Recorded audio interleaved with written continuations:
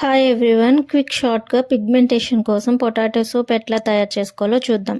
ఇది sandalwood glycerin soap. దీన్ని double boiler మెథడ్లో స్లోగా మెల్ట్ చేసుకొని అందులో 2 విటమిన్ ఈ క్యాప్సూల్స్, కొంచెం home made rice flour and home made potato and aloe vera mixed juice సరిపడా వేసుకొని బాగా కలుపుకోవాలి. అలా వేడిగా ఉన్నప్పుడే కిందకి దింపుకొని సోప్ మౌల్డ్స్లో వేసుకోవాలి. అది చల్లగా అయితే లిక్విడ్ కాస్త వెంటనే సాలిడ్ అయిపోతుంది. సో వెంటనే మౌల్డ్స్లో వేసుకొని ఒక 3-4 అవర్స్ మీ రూమ్ టెంపరేచర్లోనే సైడ్కి పెట్టేయండి.